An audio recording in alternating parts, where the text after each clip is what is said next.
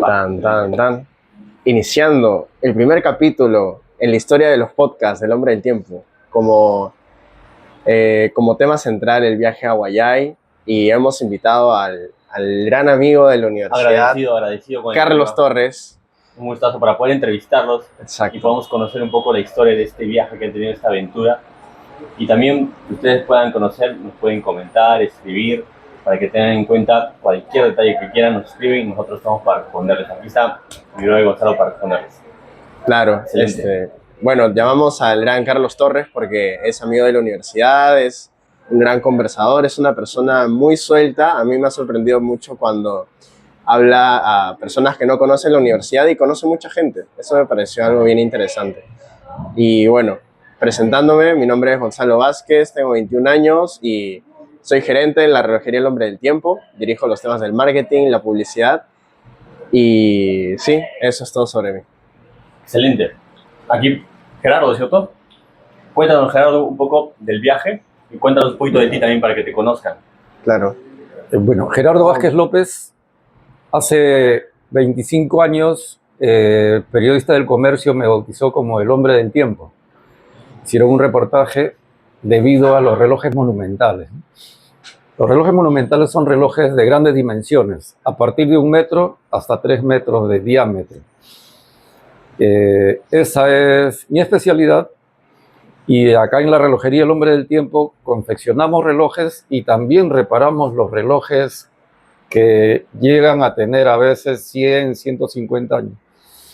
Nuestro récord en cuanto a antigüedad es la reparación del reloj del Cusco, fabricado en 1850.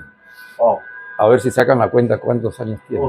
270, no, 170. Wow. Y un poquito sobre Carlos Torres, ¿te podrías presentar? Claro, me presento. Yo también puntualmente me dedico a la parte de marketing, y estaba en la parte inmobiliaria con la agencia de los creativos.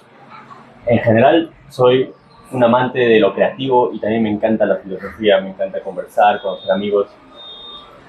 Como dicen, gozar la vida. Gozar la vida con amistades es mucho mejor que estar solo, obviamente. Entonces, con familia, amigos, es muy importante para mí. Y aquí con Gonzalo, agradecido por la oportunidad, ¿bien? Y feliz de poder colaborar en esta entrevista. Perfecto, excelente. Bueno, en sí el viaje ha tenido varias dimensiones, desde el problema que ha tenido con el reloj, cómo nos contactaron, los paseitos que nos dimos ya estando ahí, y también el clima extremo, que incluso tuvimos que hacer 2 viajes para poder aguantar, pero bueno, nos guiaremos por las preguntas de nuestro compañero. Para comenzar, igual cuéntanos, ¿cuándo fue el viaje? Eso Yaral lo sabe mejor. Cuéntanos un poquito. Bueno, por medio de la publicidad de redes sociales, llegaron unos representantes de la comunidad campesina de Guayay. Ellos tienen una iglesia que es un santuario estilo colonial.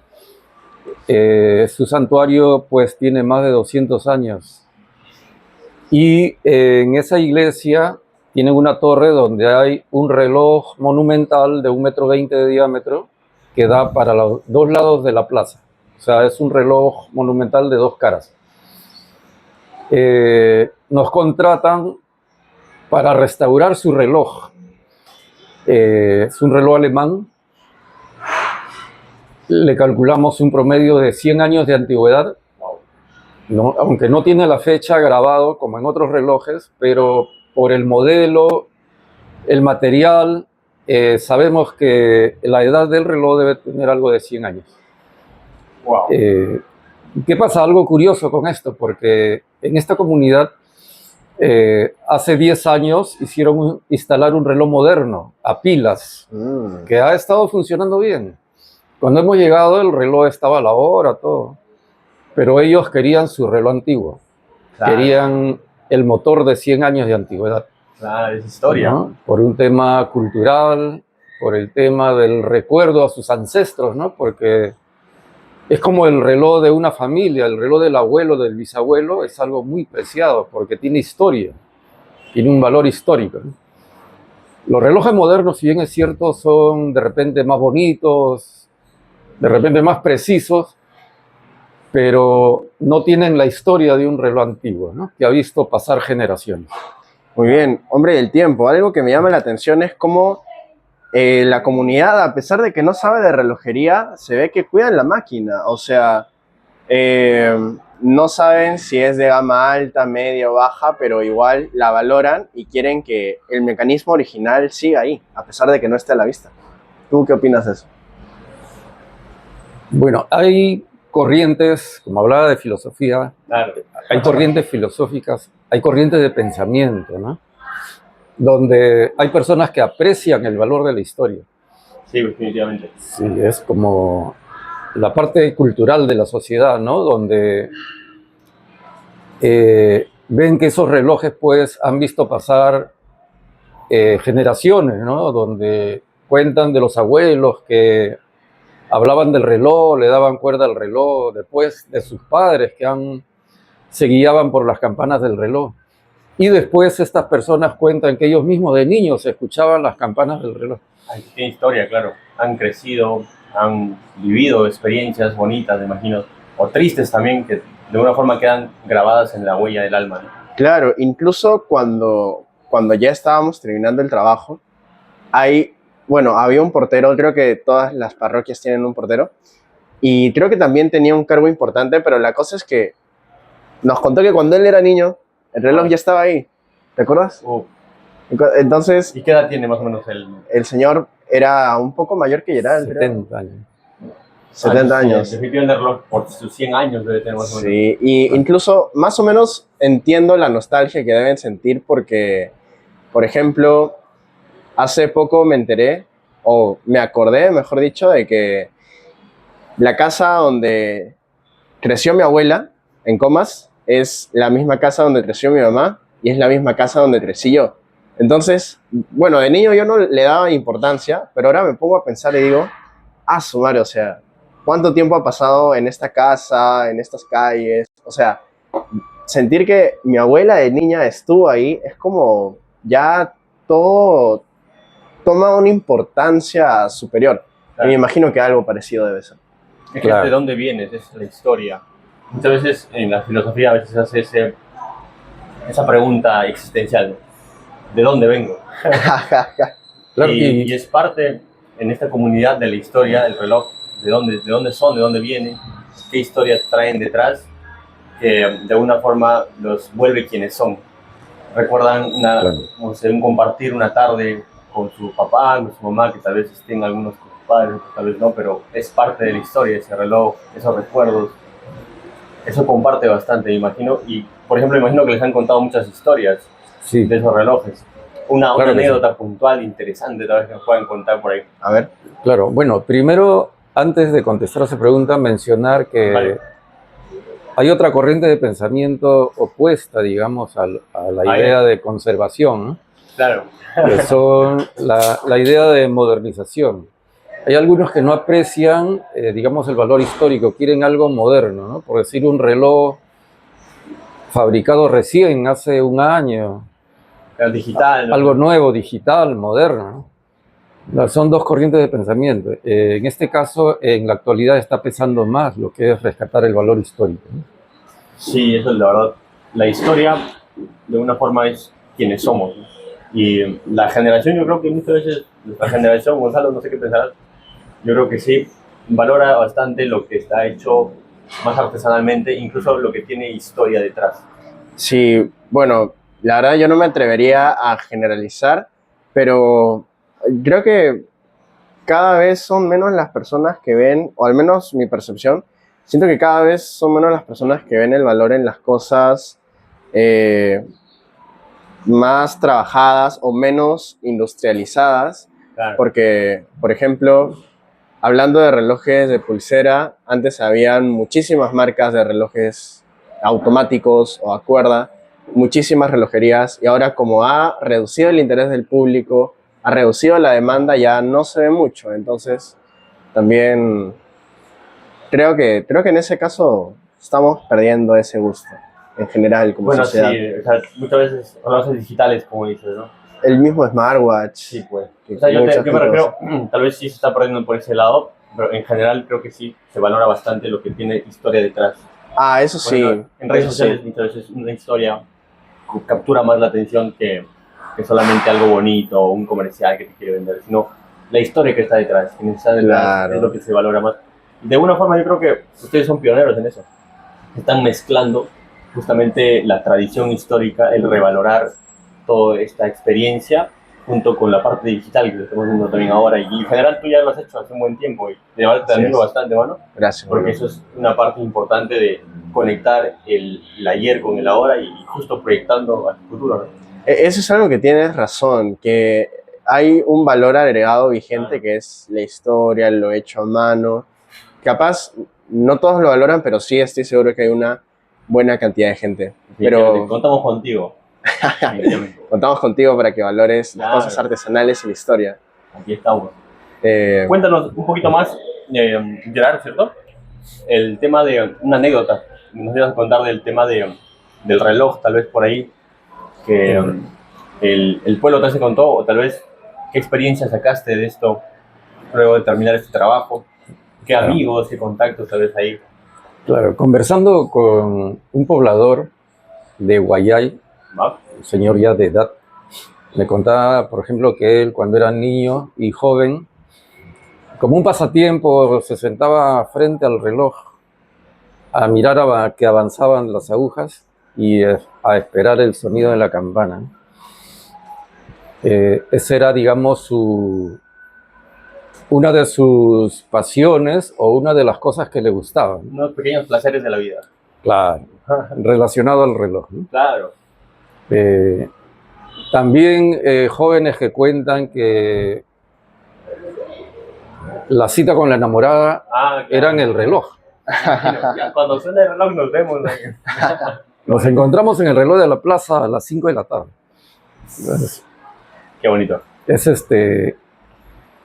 Esas anécdotas nos dicen pues que un reloj monumental o en una plaza está ligada a la historia de muchas personas, de diferentes maneras, ¿no?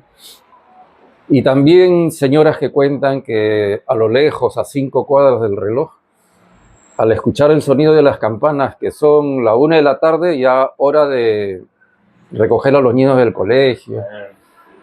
La gente que trabaja en el campo, al escuchar el sonido de la campana, hora de entrar al trabajo o al salir del trabajo. Claro. Como que ya tenías una programación en base a este ritmo del reloj. Claro. Y ahora los relojes, si bien es cierto, también tienen ritmos, pero son más personalizados, ¿no? No es como que tienes un ritmo comunal donde suena a tal hora y todo el mundo ya es hora de almorzar o ya es hora de... Sino como es más personalizado. Ujú. Yo creo que por eso la comunidad lo valora bastante, seguramente. Claro, o Sí. tal vez en algún momento también, me imagino que sí, habrá servido para reunirse para comer. Para la iglesia sí sabemos que lo utilizan. O sea, Claro. a la hora que toque el campanazo ya es la hora de reunirse. Qué bonito. Sí. Y, o sea, ese reloj automáticamente toca el campanazo o viene alguien que, la clásica, que agarra la campana y está... A eso, ¿tú cómo has visto que es ahí, Gerard? ¿Cómo funciona el reloj ahí? El reloj toca la campana automáticamente, ¿no? Ah, alemán. Cada hora. Sí, ¿no? Vale. Y cada media hora. A cada Y- hora. Sí, Ah, chévere. cada hora toca un campanazo y cada media hora también un campanazo, que se escucha pues a unas 10 cuadras a la redonda. Wow.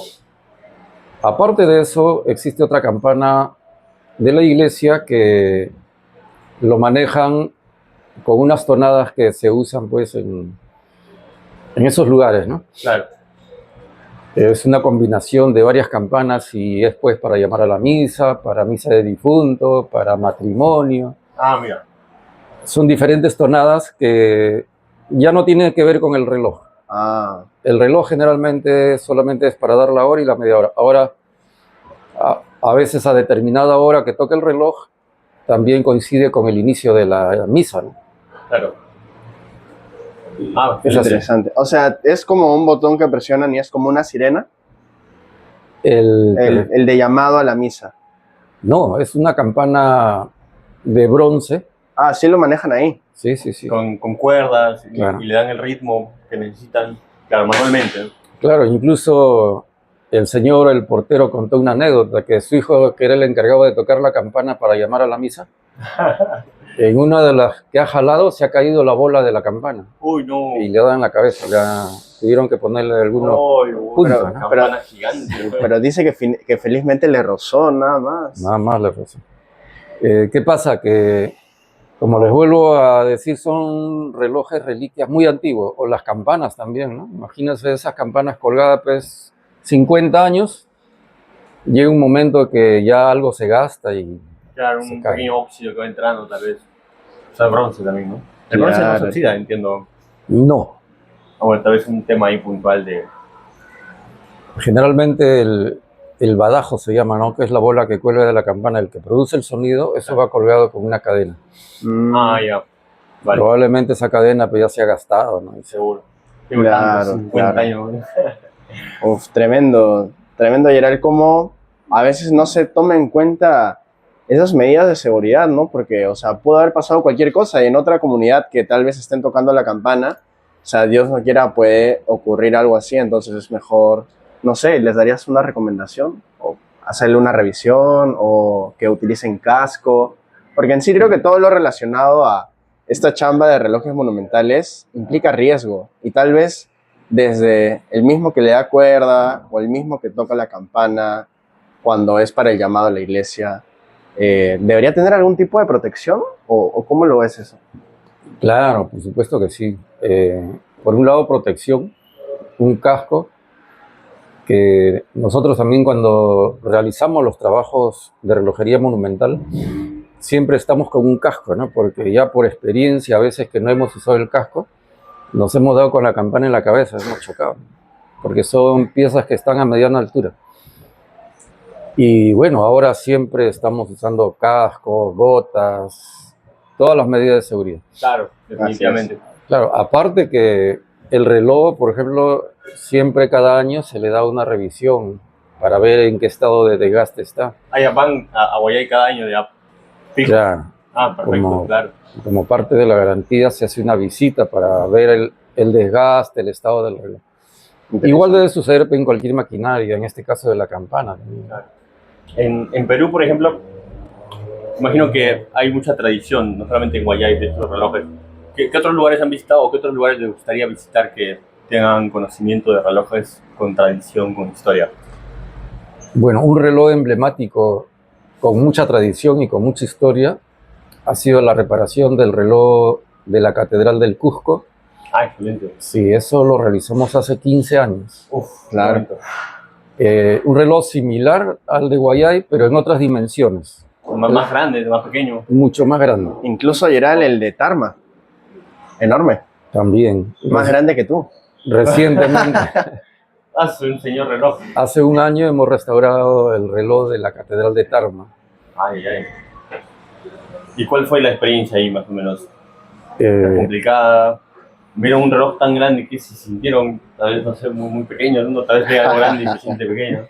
Claro, el dato curioso es que un reloj monumental en una catedral, el mecanismo es similar a un reloj de pulsera que tenemos de cuerda. Claro. Me refiero a la cantidad de pies, a las formas de las piezas. La diferencia es en las dimensiones. Mientras una rueda, ¿no? Una rueda de un reloj de pulsera tendrá pues 5 milímetros, esa misma rueda en reloj monumental tiene aproximadamente 50 centímetros. 1000 veces más grande casi. Claro, entonces esa diferencia en las dimensiones ya hace que el trabajo sea diferente, ¿no? Mientras en la relojería de pulsera usamos unas pinzas bien finas para agarrar las piecitas. Claro. En la relojería monumental usamos unos buenos guantes para las manos y cargamos las piezas y las trabajamos todo manual. Claro. Ya no se puede. Me imagino si en caso se requiere, ¿no? Ahí cuando hay piezas muy grandes, me imagino. Claro, ya trabajamos ahí con alicates de presión, martillos. Todos son piezas grandes en otras dimensiones. Y sobre el viaje a Guayay, ¿qué otra curiosidad te surge, mi gran amigo Carlos? A ver, repasando un poquito las preguntas de ChatGPT. Justo yendo a la parte emocional, aquí me consulta justamente qué se siente, o la gente qué siente, o ustedes qué sienten con esa conexión con la campana. O sea, no sé si ustedes entrando al lugar, muchas veces cuando uno entra a un lugar antiguo, siente como que esa pegada, el lugar es un poquito frío o cálido, o la gente incluso es amable. ¿Cómo sienten la zona o qué sintieron cuando llegaron, ¿no? Justamente esa parte sensitiva, emocional. ¿Cuál fue esa experiencia ahí? Bueno, por un lado, los señores que nos contrataron muy emocionados al saber que el reloj antiguo iba a volver a funcionar, porque prácticamente ya lo habían almacenado en un lugar como desahuciado, ¿no?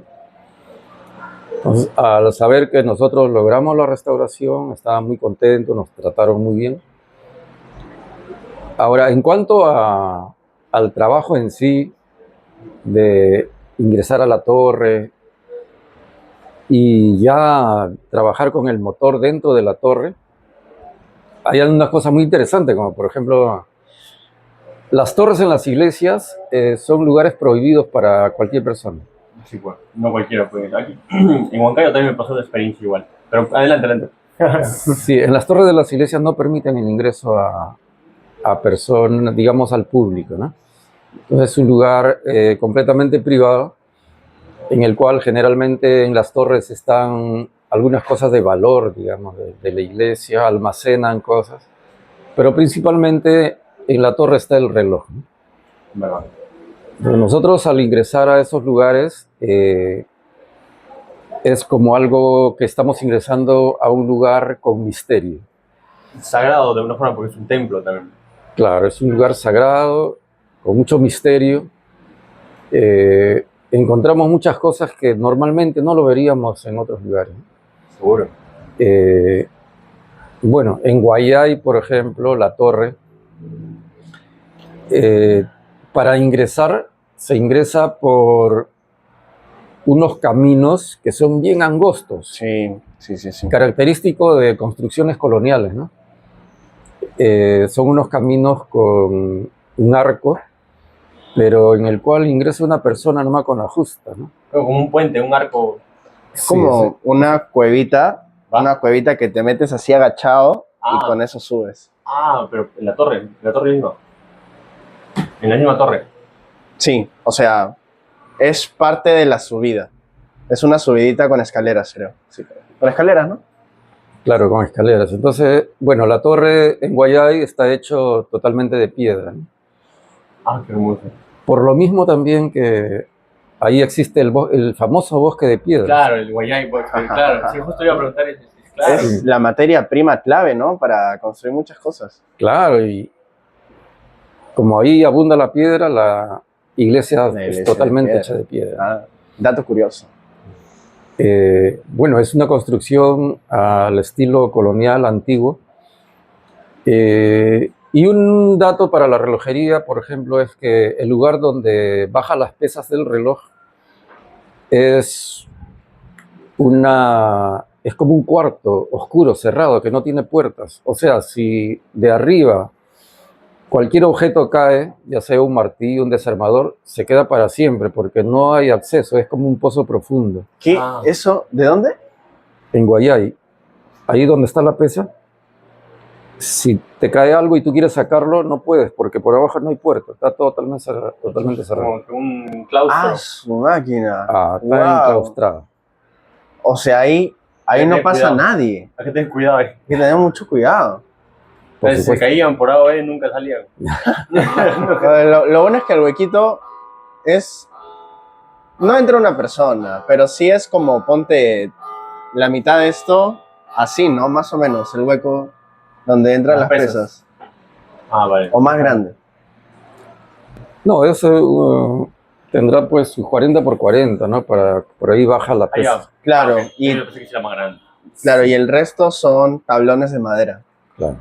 Yo me imaginaba, tal vez porque no tengo mucha experiencia, y tal vez no sé si hay público por ahí, no sé si han visto Spider-Man cuando agarra la campana, pero debajo de él hay como que un pozo grande. Yo imaginaba un pozo grande donde caías y nunca más salías. Pero si es 40 por 40, entonces no, son cosas que se pueden caer por ahí. Wow, felizmente no me dijiste eso, si no me hubiera dado más miedo subir. Preferible no saber ciertas cosas para no tener... ¿Cuántas cosas habrán caído ahí que no se saben? Exacto, o sea, literalmente, ¿qué puede haber ahí? O sea, es un misterio. Hasta puede haber un tesoro. Hasta puede haber un tesoro. Los famosos tesoros de Catalina Huanca, escondidos por ahí. ¿Sí saben de esa historia? No, Sí, claro, la Catalina Huanca. A ver. Cuéntanos un poquito. Bueno, Catalina Huanca ya no es de Cerro de Pasco, es de Huancayo, ¿no? Porque al decir Huanca estamos hablando de Huancayo. Claro, Huanca. Ya de esa zona. Mi tierra. Ah, mira, qué bueno. Y Huancaíno, para servirlos. Qué bueno, qué bueno. Ancachino. Ah, excelente. Cultura chavín. Ay. Chavín de Huanca. Cuenta la historia ahora del tiempo. Bueno, Catalina Huanca era una descendiente de los incas, ¿no?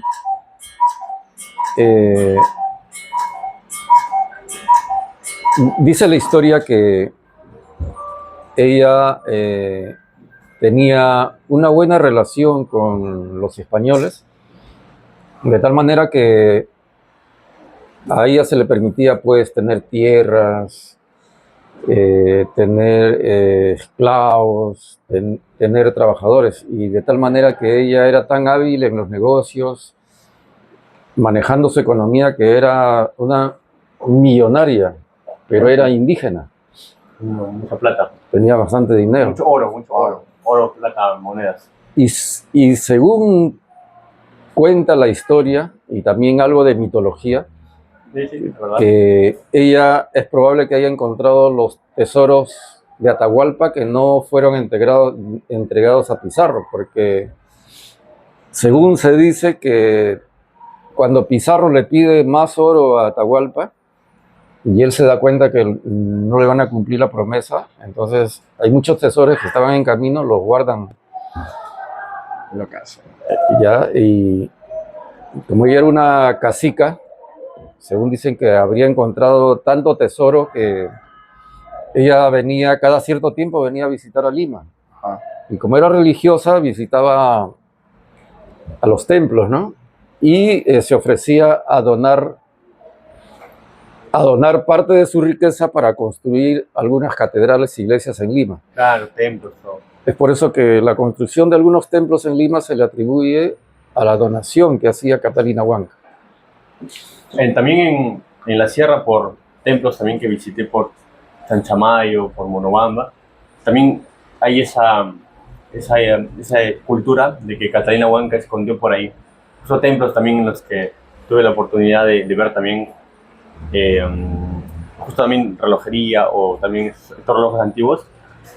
También contaban esas historias, no necesariamente en el reloj, pero sí alrededor de la zona, que estaban escondidos tesoros, y muchas veces hay esa experiencia de que si tú encuentras uno de esos tesoros, como que a veces te puede caer una maldición o algo, no sé si escuchaste por ese lado.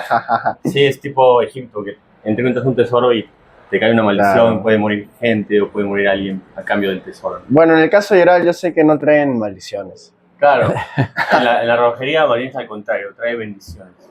Y también les comento que llegamos a conocer el lugar donde nació Catalina Huanca. Ah, ¿en Guayay? Sí. No, en Huancayo. Ah, en Montevideo. Guayay, murió mi cabeza. A ver, adelante. Sí, resulta de que en el lugar donde nació Catalina Huanca, ahorita no recuerdo el nombre, pero es un pueblo pequeño, ¿De ¿no? Huancayo? En Huancayo. Chupaca, Sicaya, Sí, es un lugar donde Seguro, hay bastante joyería. Venden, hay una avenida donde San venden... Jerónimo. San Jerónimo. San Jerónimo de Tunán. Tunán. Huancaíno. Huancaíno. Joyería bastante, ¿verdad? Hay bastante oro, bastante joyería. Bastantes joyeros. Ya. Mucha plata. También tienen una buena catedral, una buena iglesia. Sí, y bonito. Nos llamaron para revisar el reloj, para hacer un presupuesto. Sí, bacán. Es la celeste, ¿no? Esa celeste que es. ¿O es otra catedral? Sí, es una catedral grande, que tiene un buen reloj también antiguo. Qué bacán. Y justamente la persona que nos contrató para revisar el reloj, pues nos contó ahí la historia de Catalina Huanca, nos llevó a conocer algunos lugares donde según decían que habían pasadizos secretos donde probablemente estén los tesoros, pero ya los habían sellado, los habían tapiado porque la gente quería ir a huaquear. Ah, los huaqueros, sí, los huaqueros, los famosos huaqueros. Y bueno, esa anécdota también muy bonita, muy interesante, y al final pues el trabajo de revisión terminó con una buena pachamanca. Un buen Santiago, un Cortamonte. Qué buen recibimiento, hombre. ¿Fueron en época de Santiago? Sí, ¿De qué época eso fue hace un año que fuimos a revisar el reloj. Ah, qué bonito. Y bueno, generalmente los relojes monumentales no son contratos que salen de un día para otro. A veces tienen que pensarlo, evaluarlo, ver la economía. Claro. Y a veces pues nos llaman después de un año, después de 2 años para realizar el trabajo. Así es, así es. Y a ver, bueno, en mi caso cuando llegué a Guayay, me llamó la atención que, o sea, si bien es cierto está a altura, pero es una comunidad bastante completa, o sea, no te falta nada. Hay, no sé, restaurantes, desayunos, pollería, chifa, ropa, electrodomésticos. Hay todo para poder Sí, vivir o sea, tranquilamente. la verdad, había todo para vivir tranquilamente. Me voy a mudar a Guayay. Aunque chévere, ¿no? O sea, lo importante es que también se mantenga esa cultura y se han conectado bastante con la modernidad, supongo, ¿no? Pero yo creo que he ido a lugares, por ejemplo, donde tal vez no tienen todos esos beneficios, pero vive la gente incluso más feliz. No sé si se dan cuenta. O sea, tal vez uno pensaría, en la ciudad tenemos todo, aquí es más fácil, si me voy a otro lado se me complicaría. Yo recuerdo cuando era niño, mi papá me llevaba a los viajes que hacía también por trabajo. Y yo conocí varios pueblitos en la selva, y la gente es muy amable. Yo he conocido gente con esa hospitalidad, valor de corazón, que te acompañan, sírvete algo, come algo, quédate a dormir en mi casa, si quieres. O sea, ¿qué tal el amor? O sea, yo veo, Claro. en Guayay también habrán encontrado eso, en Guayay también conserva bastante la cultura. O no sé hasta qué punto encontraron esa conexión. Bueno, no recuerdo exactamente algo así, pero... Imagino la gente es amable como mínimo. O sea, ¿te eso das sí. cuenta? La diferencia en la ciudad como que ni te saludan nada, en cambio ya, hola, ¿qué tal? Buenas tardes. ¿Cuál fue tu Sí, experiencia respecto a eso, Gerald, que estuviste más tiempo? Bueno, Guayay ahora es una zona minera donde se ve bastante desarrollo económico, ¿no? Uh-huh.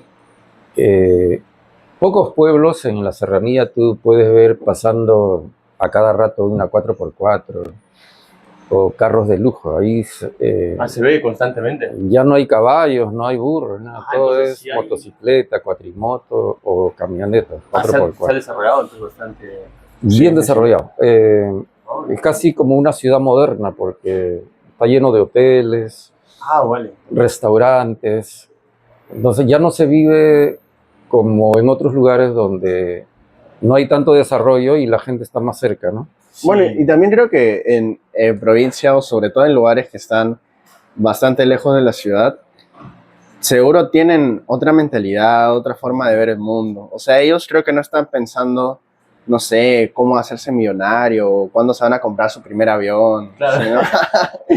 Sino que creo que disfrutan más de la tranquilidad o de la conexión a la naturaleza. La conexión con la naturaleza, como ese espíritu. Por ejemplo, Gerald, yo sé que tú tienes un proyecto de granja en Bolognesi. ¿Qué mentalidad adoptas cuando te quedas a dormir por allá? Bueno, yo siempre soñé para mi vejez vivir en el campo, ¿no? Lo cual ya lo estoy haciendo realidad. Tengo un proyecto de agroganadería. Qué bacán. Compartimos el sueño. Mira, yo a los 60 años empecé con el proyecto.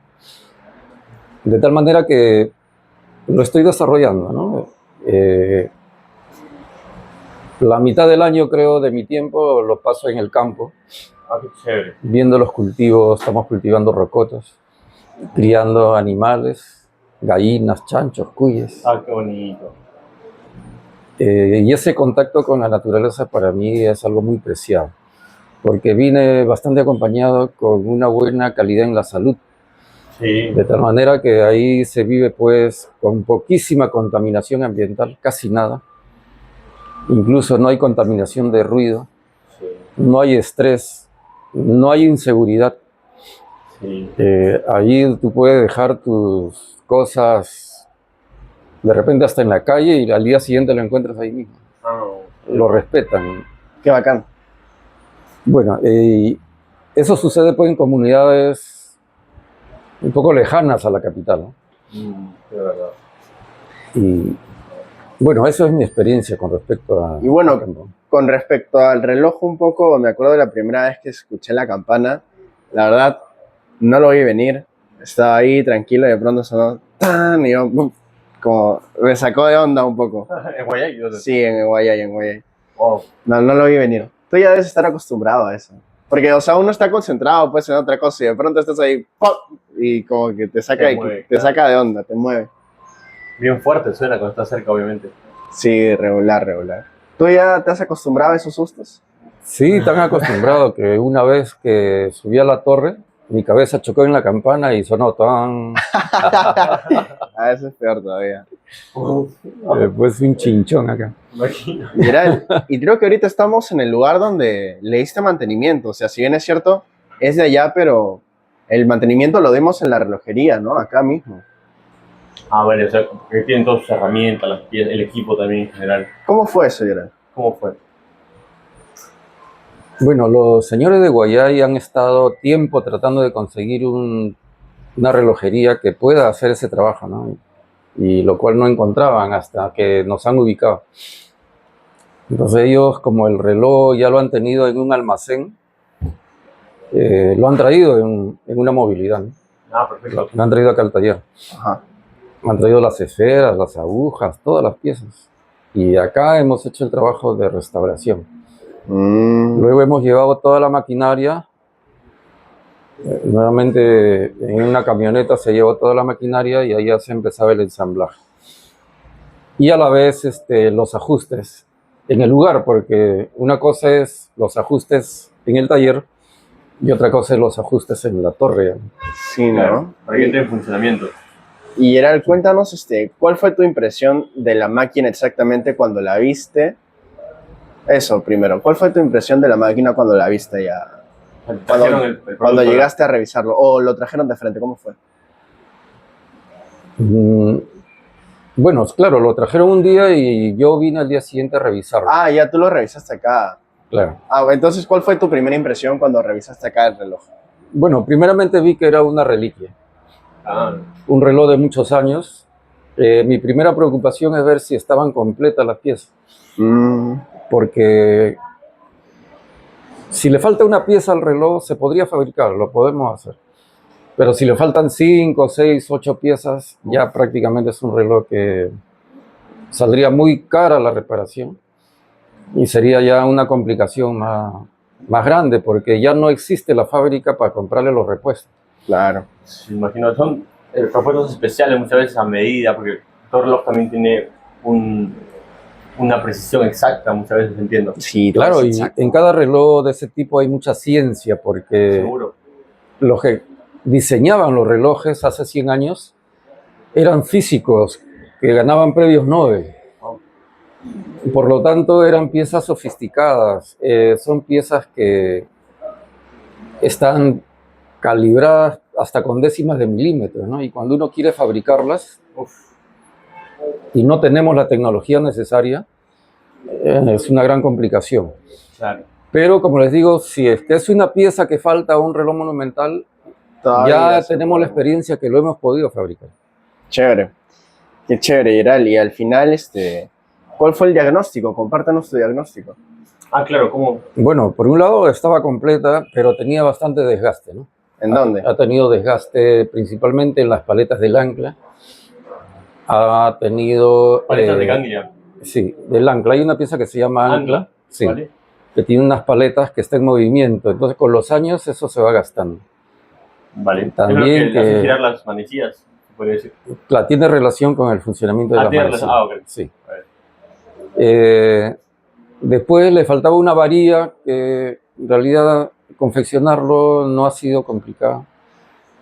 Y ha estado, sí, bastante oxidado, bastante sucio. Tenía una capa gruesa de suciedad que parecía una chatarra. Pero después del trabajo de pulido, de limpieza que le hemos hecho, el reloj ha quedado nuevo, ha quedado como nuevo. Wow. Muchas veces se subestima, creo, ¿no? Porque, o sea, como tú dices, a la vista, a una persona que no conoce puede engañar y puede decir, esto es chatarra. Sí, es verdad. Esto no vale. Claro. Pero en realidad ya después de la pulida, el lavado, es... ¿Cómo es este trabajo? ¿Cuánto tiempo toma más o menos? Imagino inversión en recursos seguramente, pero en tiempo, ¿cuánto menos toma para tener este detalle y dejarlo bien presentable para poder llevarlo, ¿no? ¿Cuánto tiempo le tomó? ¿Cómo fue el proceso? 20 días. Lo hemos trabajado 2 técnicos, con el señor Gabriel que se encuentra ahí. Entre los dos hemos transformado esa máquina que parecía inservible, ¿no? Que estaba bien oxidado, bien deteriorado, sucio. Después lo hemos pulido, ha quedado... Claro, hay de paciencia. Las partes de bronce han quedado brillando, ¿no? Como nuevas. Uy, qué elegante. Y otras partes que llevan pintura también han quedado bien renovadas. Y Yeral, explícame bien cómo es esto del desgaste. O sea, ya tú mencionas el desgaste en las paletas del ancla, pero tengo entendido que desgaste también puede haber en el eje de las ruedas, desgaste puede haber en los círculos donde van los ejes de las ruedas. O sea, ¿observaste algo así también? Sí, pero el desgaste en todas las piezas no es igual. Generalmente se desgastan más las piezas que están en más movimiento, como por ejemplo la paleta del ancla, rueda de escape. Otras partes que también se nota desgaste, pero es mínimo, de tal manera que está dentro de la tolerancia en la cual puede funcionar bien todavía. Esas piezas que están en proceso de desgaste de acá a unos 20, 30 años, ya probablemente requieran cambio. Ya, pero, o sea, exactamente qué es el desgaste. Por ejemplo, ya ponte del eje de una rueda. ¿En qué consiste? El desgaste es la pérdida del material a causa del rozamiento. Lógico. Cuando nosotros rozamos, por decir, una lima contra una madera, empezamos a desgastar. En el caso del metal, si tenemos una rueda que está girando en un agujero, al cabo de 10 o 20 años, de tanto girar, a ese agujero lo empieza a agrandar. ¿Por qué? Porque va perdiendo material, pero con los años, ¿no? Ahora, para evitar el desgaste, siempre va lubricado. Claro. Mayormente los desgastes se dan por falta de mantenimiento, porque hay máquinas que no las lubrican, no lo dejan, como está funcionando bien, lo dejan que siga sin aceite. Años. Uy. Por años, ya desgaste seguro. ¿Con qué se aceita un reloj monumental? Una buena pregunta. Claro. Bueno, en el mercado existen... ¿Con qué se aceita? Existen aceites especiales para cada cosa, ¿no? Para cocinar se usa un tipo de aceite.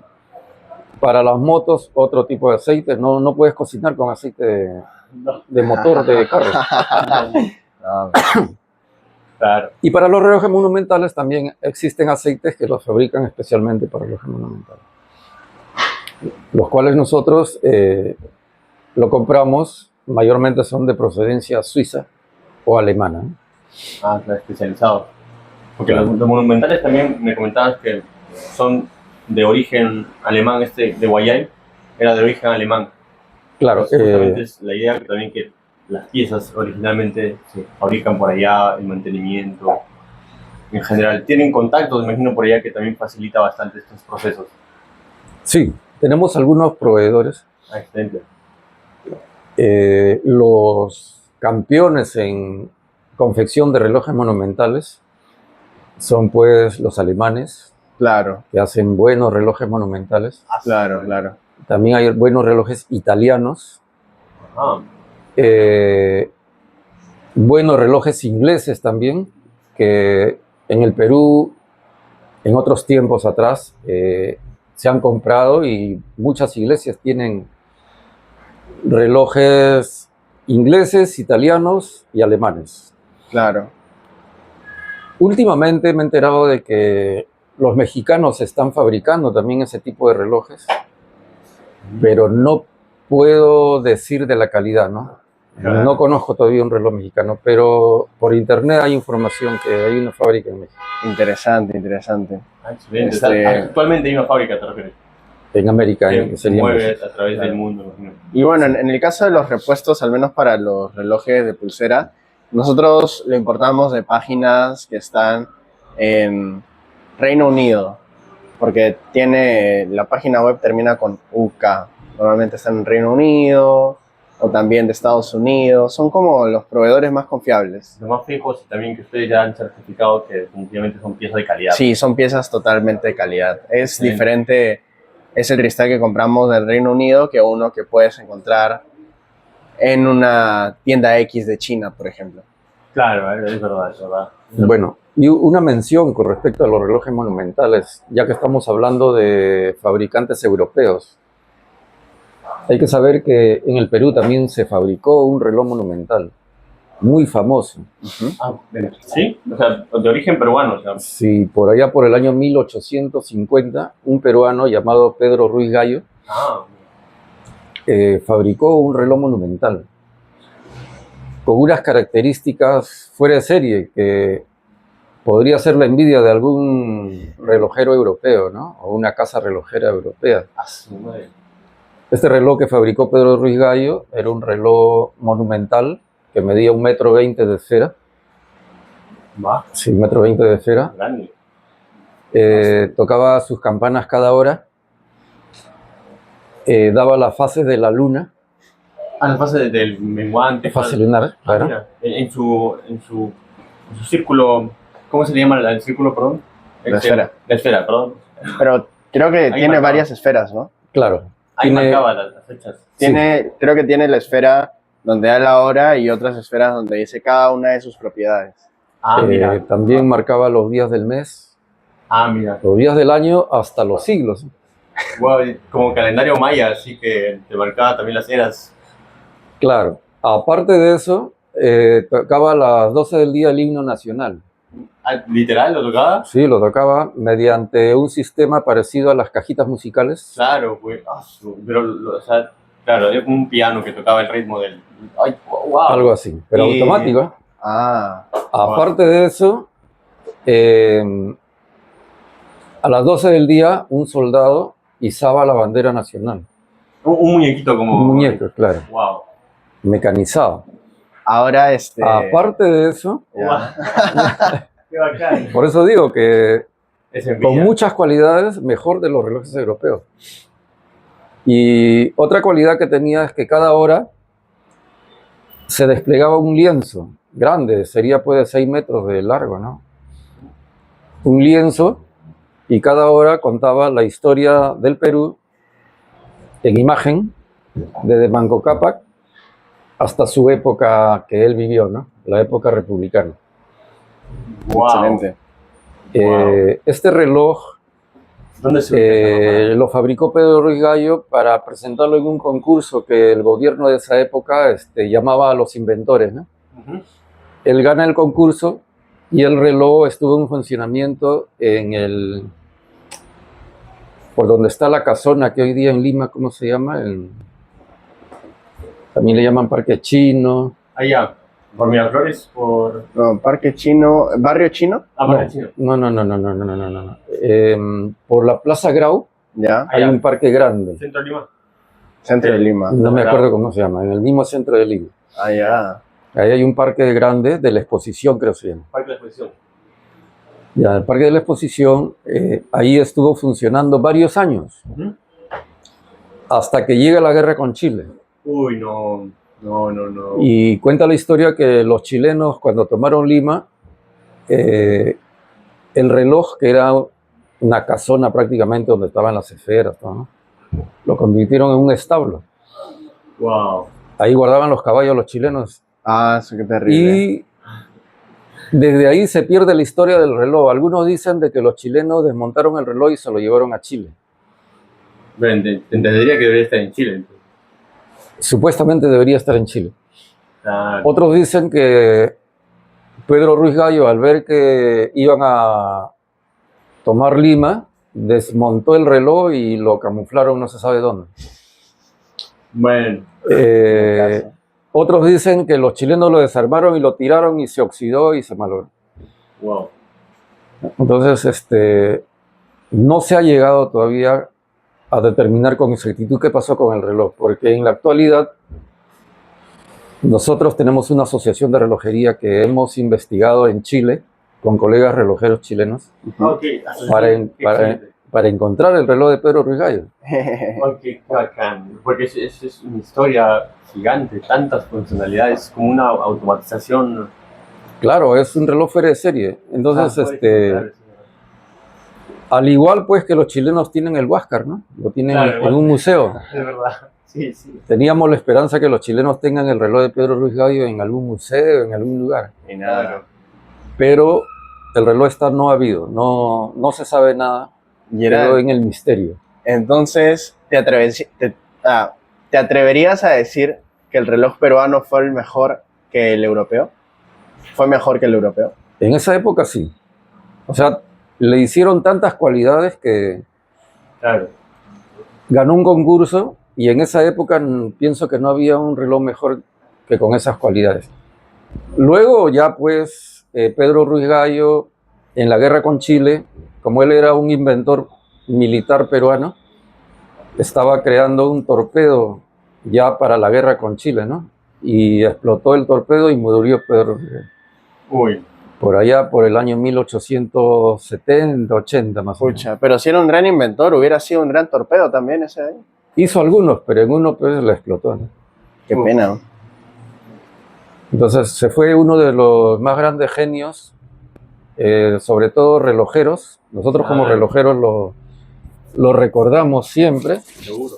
Y le hemos puesto a nuestra asociación de relojeros Pedro Ruiz Gallo. Excelente. Y yo creo que se podría hacer uno otra vez, pero digital. No lo digas. Ahí también hay otra anécdota, hay otra muy bonita que se los cuento así pequeñito. A ver. Pedro Ruiz Gallo nace en el puerto de Eten, Chiclayo. Chiclayano. Bueno, ahí pasa su niñez. Cuentan de que de niño trabajaba en un taller de relojería, era ayudante de relojero. Luego pues se viene a Lima, hace una carrera militar y él incursiona en todo lo que es la ciencia, ¿no? Porque no solamente hace el reloj, él hace estudios de aviación de esa época, en 1800, cuando la aviación estaba en pañales. Y deja planos donde cómo fabricar aviones, ¿no? Caseros. Wow. También hace torpedos, hace armas militares, se dedica a hacer varias cosas. Bueno, el asunto es que él nace en Puerto de Eten y hace 5 años llega a la relojería un señor bien vestido, ¿no? Y bueno, qué raro, ¿quién será? Se presenta, ¿no? Soy el alcalde de Eten. Así Eten, sí señor, ¿qué desea? Mira, tú sabes que ustedes como relojeros saben que Pedro Ruiz Gallo nació en Eten. Claro, sí, claro. Claro, sí. Ya, queremos que su reloj que se llevaron los chilenos, queremos hacerlo nuevamente igualito en Eten. Así que les invito a que visiten Eten para que nos hagan un presupuesto. Y ya, así pues nos dejó el pasaje, nos dejó viáticos. A su madre. Al día siguiente, boom, volamos 2 técnicos a Eten. Corriendo. Qué bacán. Encontramos una plaza muy bonita, grande, donde el reloj podía quedar ideal, ¿no? Porque este reloj monumental que hizo Pedro Ruiz Gallo estaba en una casona o en una casa que medía 12 metros de largo por 6 metros de alto. Entonces se podía hacer una construcción en esa plaza, se podía, estaba bien, muy bien. Al costado de la plaza está la casa donde nació, vivió Pedro Ruiz Gallo. Y la casa de Pedro Ruiz Gallo lo han hecho, pero con maquetas nomás, sus relojes, ¿no? Maquetas, son inmóviles. No se mueve, pero bueno, no está ahí está la figura tal y como era cuando funcionaba en Lima.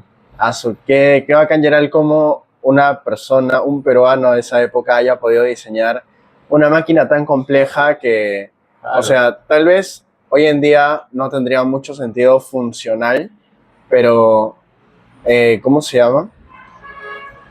Sí, tiene un Alguien más hoy en día debería ser capaz de hacerlo también. Pero, o sea, tampoco es que Pedro Ruiz Gallo haya sido millonario como para haber hecho el reloj, o sí era millonario. Como él era militar, pidió financiamiento al gobierno.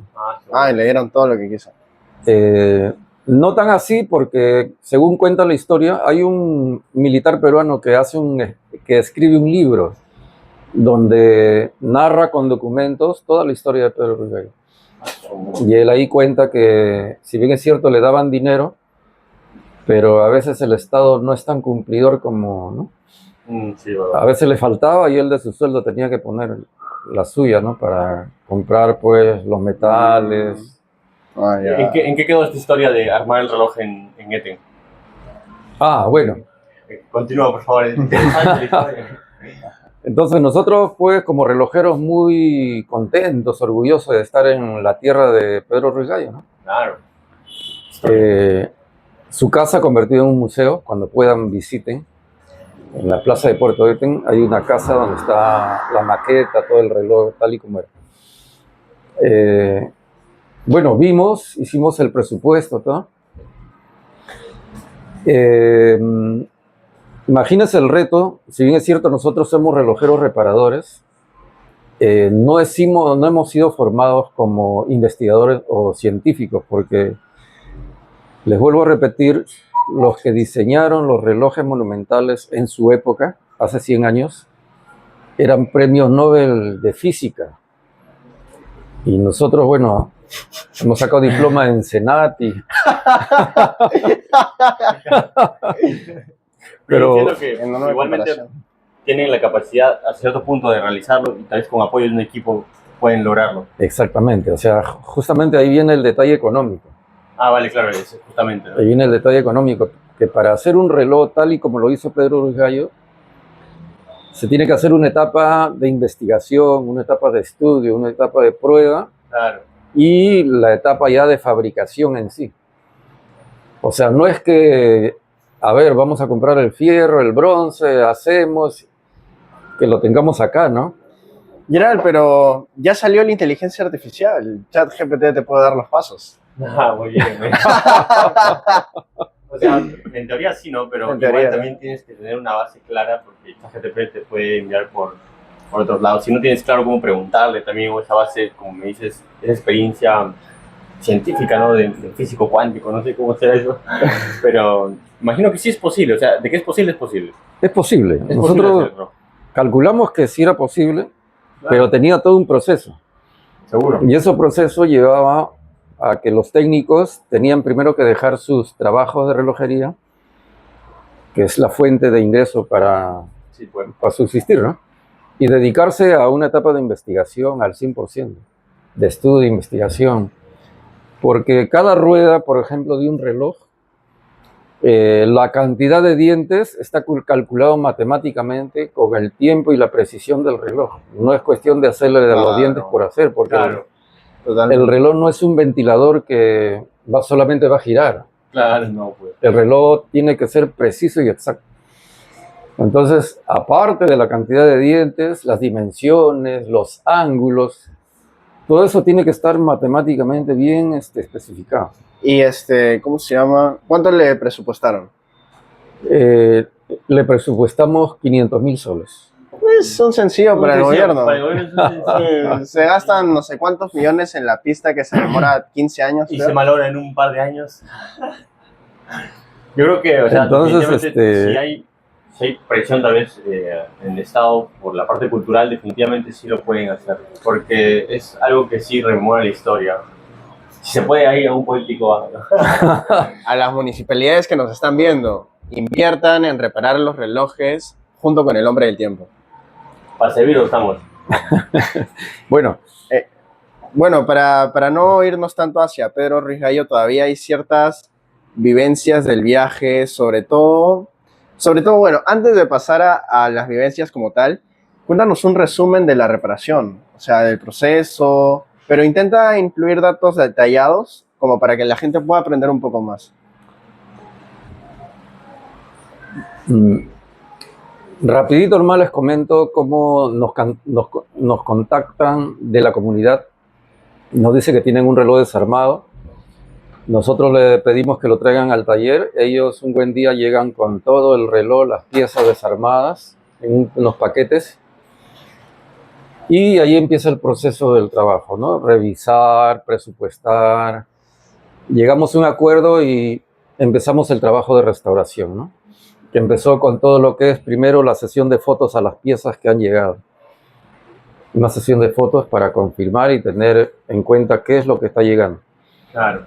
El segundo paso fue limpiar y desoxidar las piezas que han estado pues a la intemperie por mucho tiempo. Eso nos llevó 2 semanas más o menos, pieza por pieza, uno por uno, limpiando, Con desoxidando. paciencia. Wow. Con mucha paciencia y a la vez observando si había desgaste, piezas malogradas. Ya el tercer paso ha sido lo que es la parte de la pintura, del pulido de piezas, lustrado para que quede como nuevo. El siguiente paso ya fue lo que es el armado, la lubricación del reloj.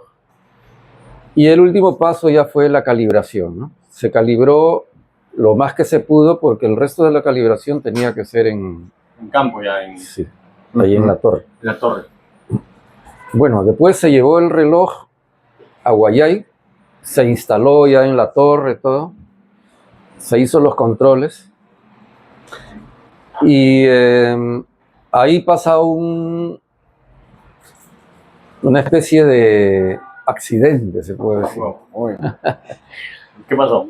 Pasa un accidente por la falta de conocimiento, ¿no? Y esto a los relojeros o a cualquier persona que vaya a hacer un trabajo en un clima extremo, es importante que ustedes sepan esto, ¿no? Resulta que Guayay está a 4.300 metros sobre el nivel del mar. Y nosotros acá en la costa vivimos pues a 300, 400 metros, sí, apenas, ¿no? Sí, sí.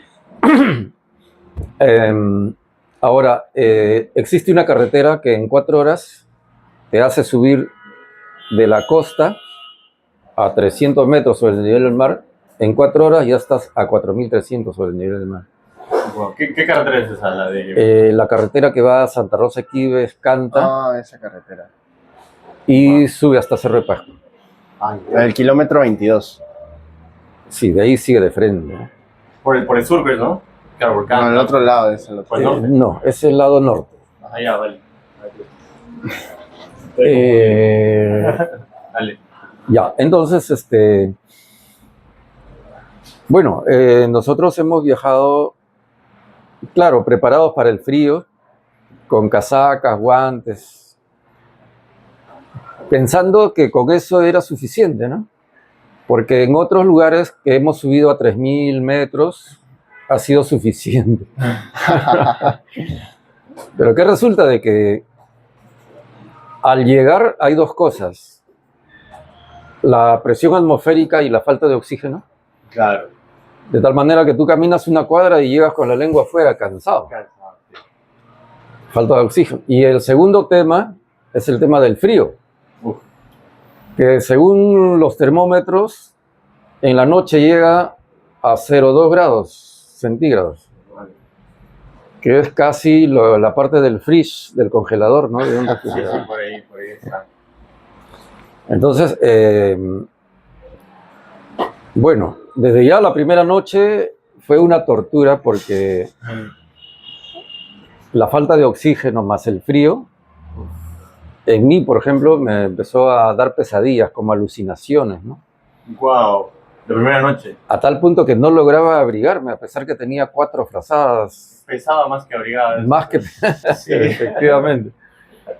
Los dedos de la mano helados. Así, uy. Bueno, como sea, pasé la primera noche, ¿no? En la mañana me tomé un café bien caliente, me recuperé y estuvimos viendo el reloj. La segunda noche, llega nuevamente con la falta de oxígeno y con la caída de la temperatura. Wow. Heladas, en la sierra hay heladas, que baja bastante.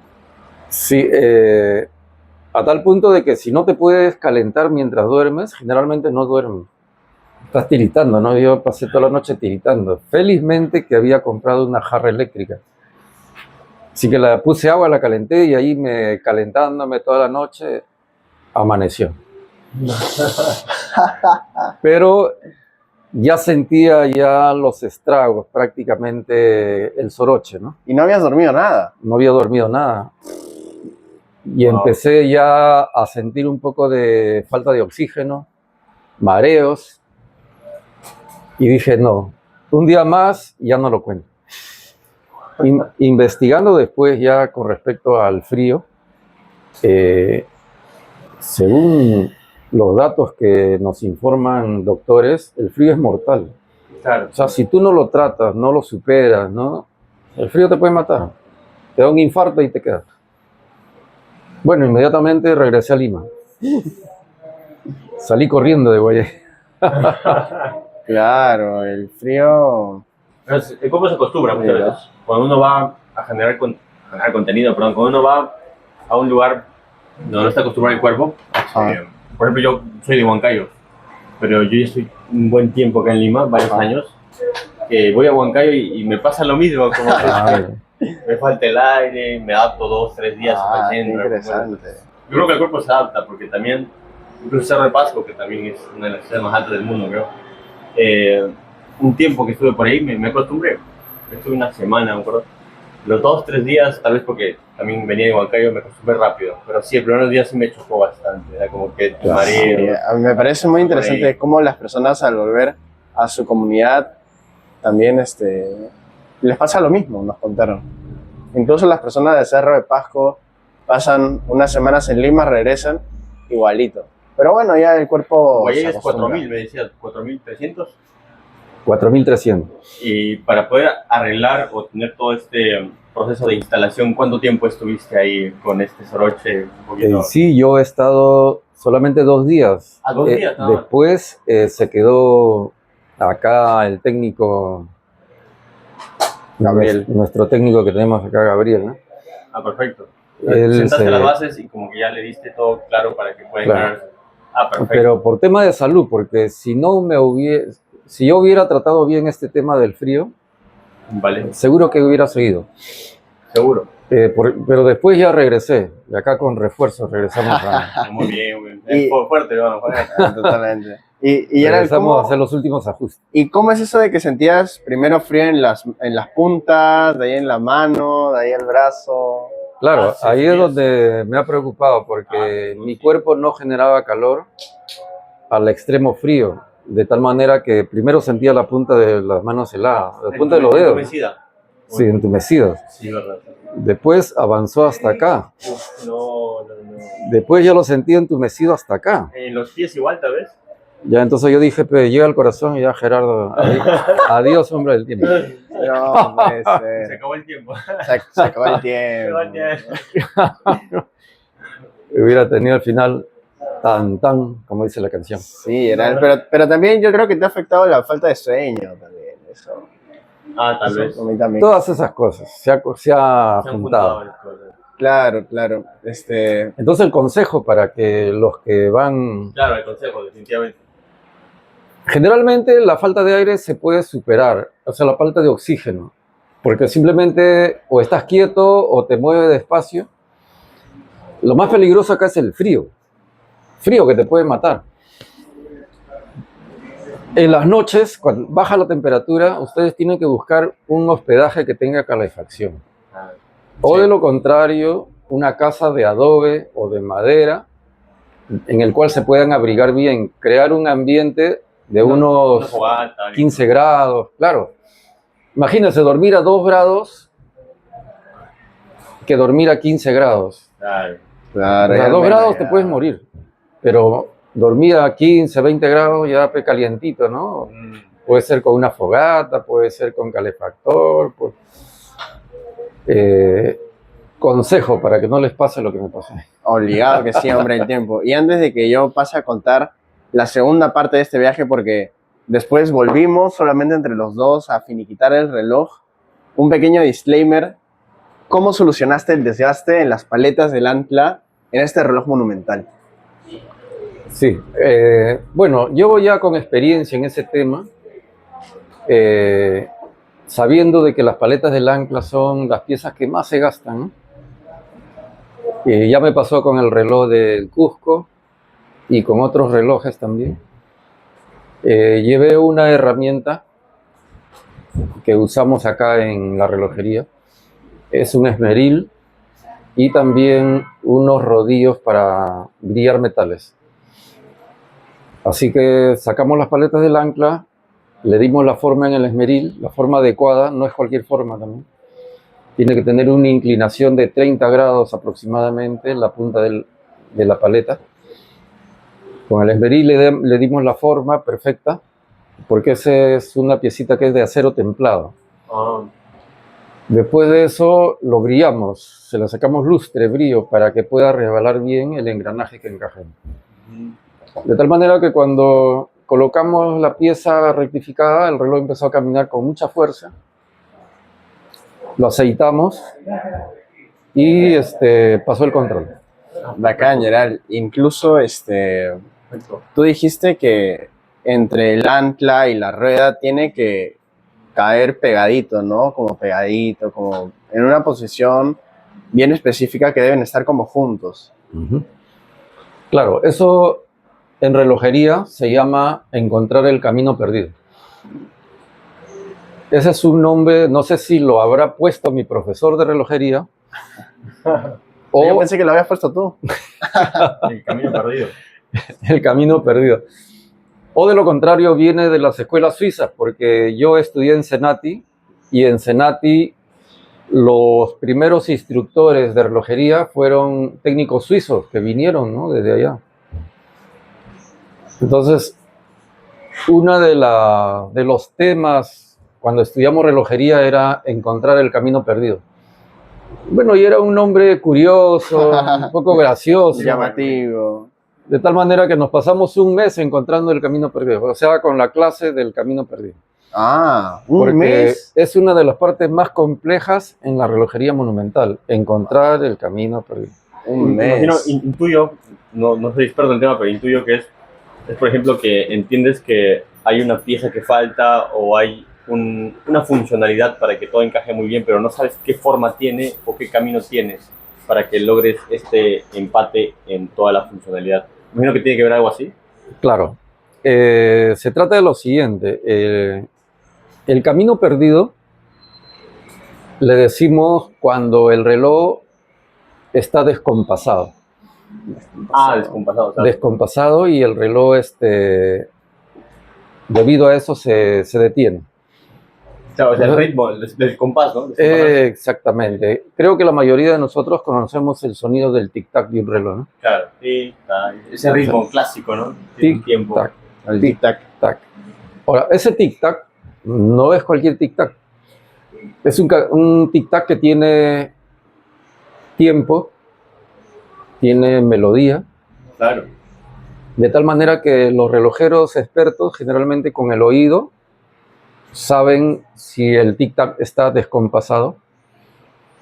Y cuando está descompasado, ese reloj se va a parar, se va a detener en algún momento. Mira.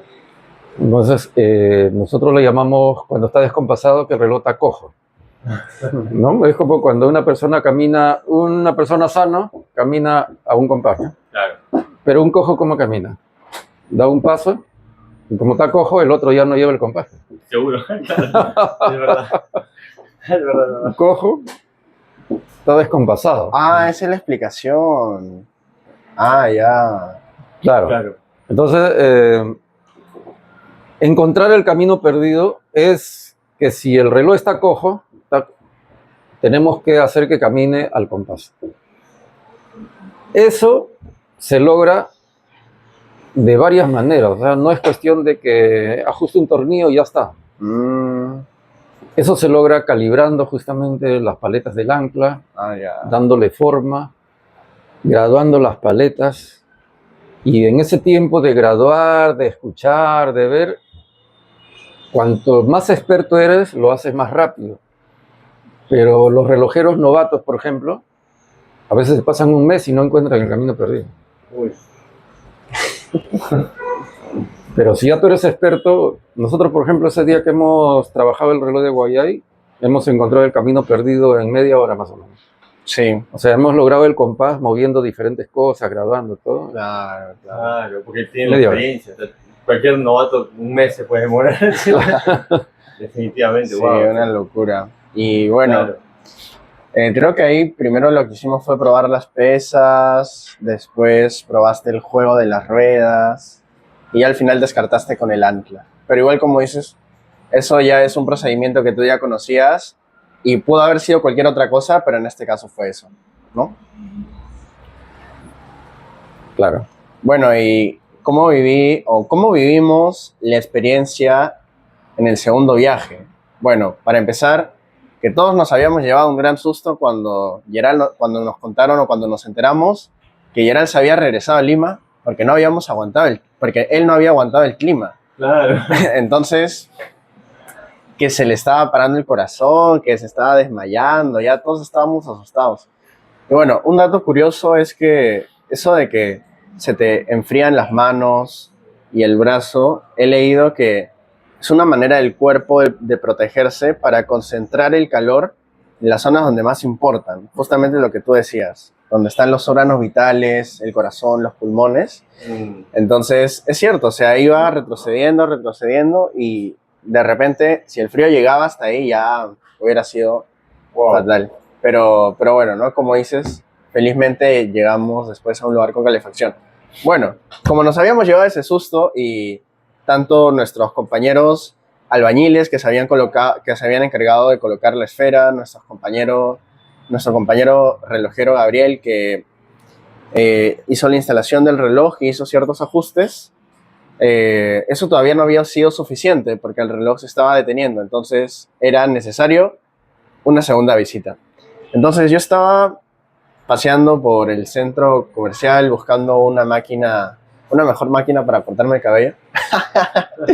Y en eso, bueno, Gerald me llama y me dice, Gonzalo, vamos a viajar a Guayay para que me ayudes. Es un gran reto ya que la última vez no aguantamos. Y la verdad, cuando Gerald me lo dijo, primero no quería ir porque tenía un examen la siguiente semana.